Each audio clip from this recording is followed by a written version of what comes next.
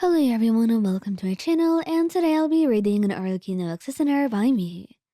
So let's get into it. The quiet warmth of the evening wrapped around you as you stood with Arlecchino in the dimly lit room of the hideout. Her usual stoic demeanor had softened, a rare but cherished sight. The firelight flickered across her sharp features, and her crimson eyes held a warmth that only you were lucky enough to see. "You're staring," she said, her lips quirking into the faintest smirk. "Can you blame me? You're not exactly easy to look away from." He teased, and her smirk widened as she tilted her head slightly. "Flattery won't get you out of trouble, you know." "Oh, what kind of trouble am I in?" you asked playfully, reaching out to gently take her hand in yours. "Let's just say you have a habit of distracting me," she replied, her voice dipping into a teasing tone. Her fingers intertwined with yours, her touch surprisingly gentle, despite the sharp edge to her words. "Maybe I like distracting you," you said, leaning closer. Her smirk faded, replaced by an almost shy expression, something you'd learned was incredibly rare for her. "And maybe I don't mind," she murmured, her voice lower now. Her free hand cupped your cheek, pulling you closer until your lips met in a soft, lingering kiss. The world seemed to fade away. The only thing that mattered was her warmth, her presence, and the way she kissed you like you were her entire world. But then, in a flash of darkness and the disorienting hum, she was gone. You stumbled slightly, blinking in confusion as the warmth of her lips disappeared, and the sudden absence left your arms empty. "Arlecchino?" you called, your voice colored with panic. "Did she just glitch?" you muttered, your mind racing. It was not uncommon for Arlecchino as a harbinger to have advanced and unusual abilities, and it was also not uncommon to occasionally experience hiccups. Not just for Arlecchino, for anyone. But this? Teleporting mid-kiss? That was quite new for you.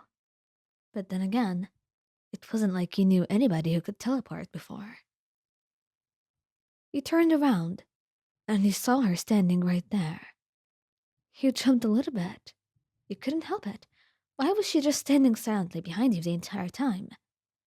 "Arlie, where'd you go? Were you just standing here the entire time?" A careful look at her would tell you that her usually composed demeanor was gone, replaced by wide-eyed confusion and mild embarrassment. "Wyon? That wasn't supposed to happen," she said quickly, brushing herself off as if nothing had happened. "You think?" you replied, your tone equal parts relieved and exasperated. "What was that?"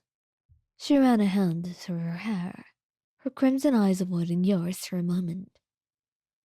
"It was an error, a misfire in my abilities. I didn't mean to leave."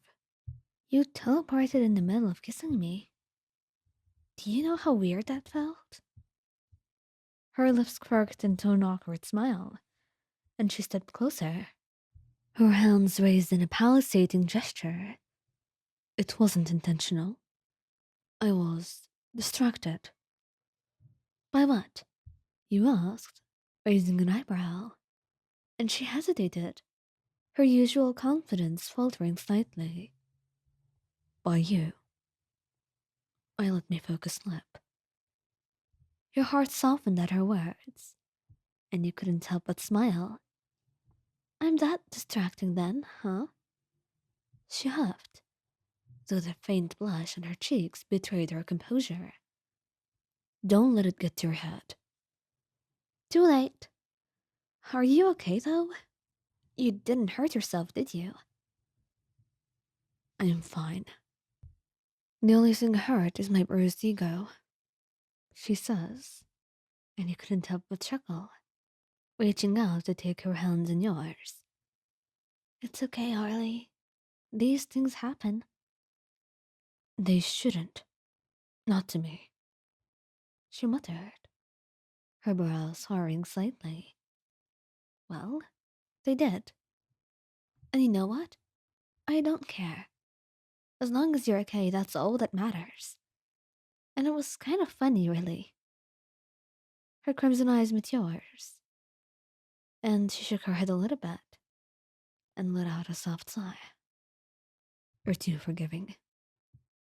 And I hope you'll forgive this, and you will not use it to taunt me later, she said, and her lips curved into a small smile.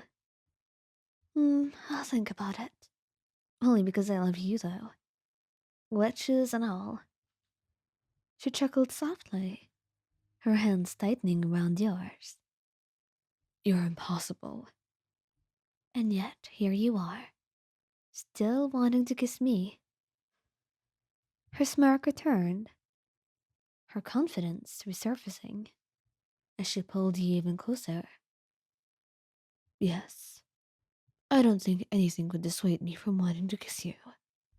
Take it as you will, but I shall continue my mission. I'm not known for giving up, am I? No, you're not. I suppose I should know better than that. And so, as she kept your face in her hands, she smiled a little bit. You'd better hope I don't glitch again, she said, her voice low and teasing. I guess I'll take my chances, you replied, your smile whitening. And this time, when her lips met yours, there was no flashing or darkness, and no disorienting hum. Just warmth, love, and the quiet reassurance that no glitch, no matter how unexpected, could ever take her away from you for long. And it would definitely not stop her from getting what she wants, especially if what she wants is a kiss from you.